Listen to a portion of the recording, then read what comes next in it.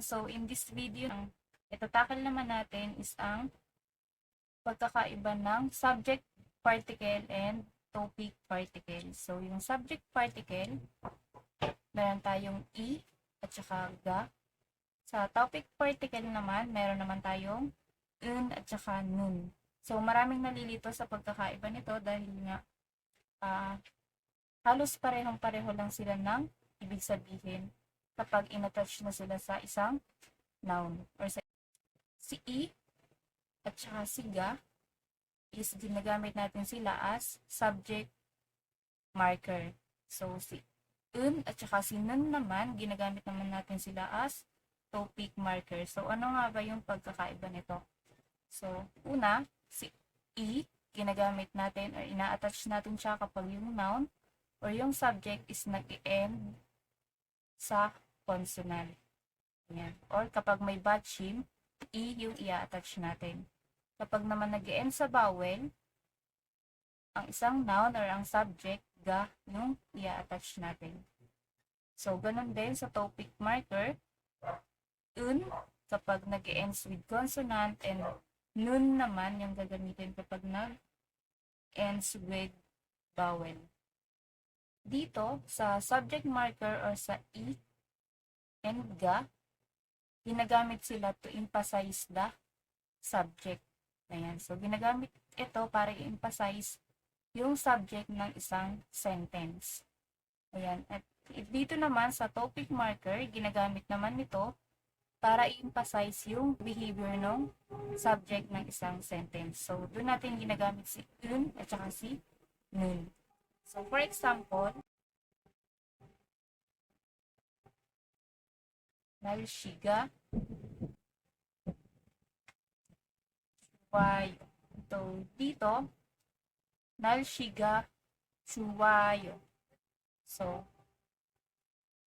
dahil itong subject or nalshi, nag-end siya sa vowel. Ayan, nag-end siya sa vowel. Ang ginamit na natin na subject marker is ga. Kapag nag-end sa vowel, ang gagamitin is ga. So, nalshiga chuwayo. Ibig sabihin, nalshi, ga. So, the weather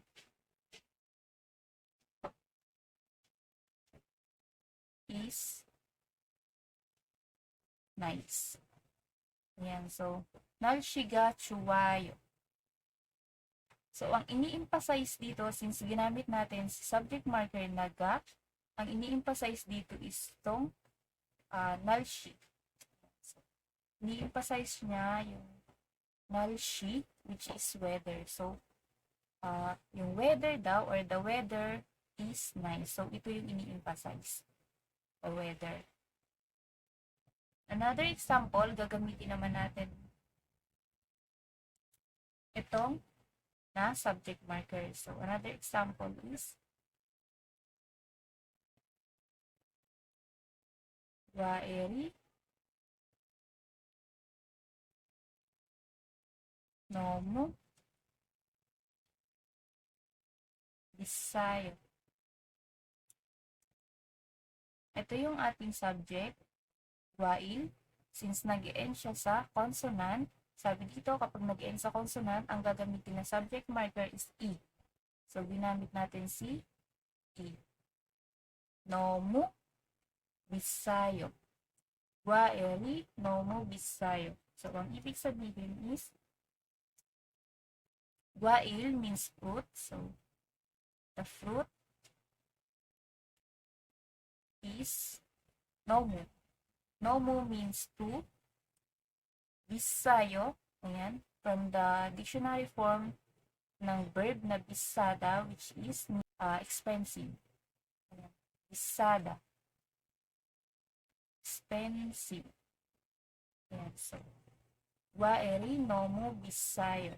So, the fruit is too expensive. So, since ginamit natin si particle na i, so, ini-emphasize na yung subject, which is yung fruit. So, yung fruit daw is too expensive.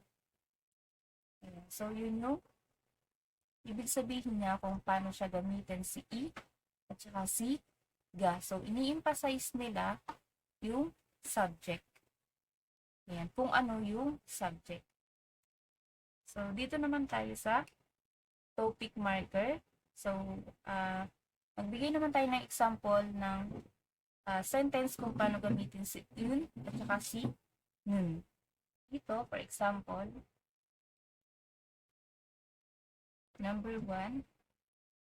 Ayan, so, gamitin natin si yun. Che, chigo, chigo. Gamitin natin si un. Chigo, bun.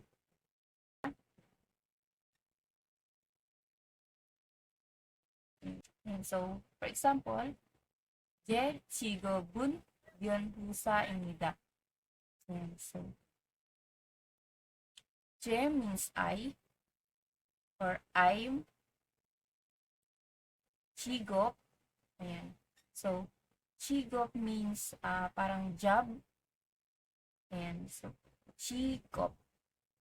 So, ang ibig sabihin nito is job. So, my job, kinamitan natin ng particle na un, since nag-end siya sa consonant. Ayan, so, nag-end siya sa consonant. So, ang ginamit na particle natin is yun. So, je, chigo, bun, yun husa, imida. Un yung ginamit natin since ang ini-emphasize dito is kung ano yung trabaho mo or yung job mo. So, ibig sabihin dito is I'm a lawyer. So, yung yun husa is lawyer. So, itong imnida, so, ibig sabihin ng imnida is I am or am. Ako, ayan, J, ako, I, chigo, means, yun nga, job. Yunusa means lawyer. So, ako, I, lawyer. Ayan, so, ang ini-emphasize dito is itong lawyer. So, yung trabaho niya. Yung trabaho niya, which is chico, ini-emphasize tong ayan, kung ano siya. Pangalawang example, so, nun,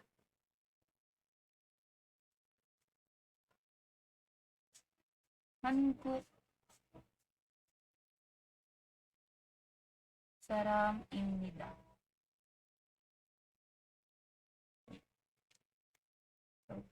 So, nun, hangguk, saram, imnida. So, cho, yung subject, means ako. Ayan, so, nag-i-end siya sa vowel. Ayan, nag-i-end siya sa vowel. So, ang ginamit natin is particle na nin. So, hangguk. Hangguk means Korean. So, saram means people. Ayan, so, ibig sabihin Korean people or yung nationality mo is Korean. So, imida means So, ang ibig sabihin nito is I'm, yan, so, cho, tapos imida, I'm, hangguk saram means Korean people or Korean. Ayan. So, nun, hangguk saram imida. So, ang ini-emphasize dito is kung ano siya. Sa topic marker, laging ang ini-emphasize is yung behavior ng subject or kung ano yung nangyayari sa subject. Je, chigo, bun, byun, husa, imida. So, I am a lawyer. So, nun, hangguk saram imida. I am Korean. So, laging ini-emphasize nito is kung ano yung nangyayari or kung yung ano yung about dun sa subject. Ang ini-emphasize naman dito is yung subject. For example nga dito, nalshiga chuwayo. The weather is nice. Lagi ang ini-emphasize is yung subject. So, Gwa ire nomu bisayo. So, hindi dito ini-emphasize na mahal siya. Ang ini-emphasize dito is ano yung mahal. Yun yung kwail or prutas. Sa EPS topic exam, hindi nawawala itong mga particle na to. Kasi sa bawat sentence or sa bawat words, may makikita kayong mga iba't ibang Korean particles. So, marami pa itong mga iba't ibang particles. Dalawa lang itong nauna. Itong subject marking particles and topic marking particles. So, susunod naman natin yung iba pang Korean particles sa ating mga susunod na video.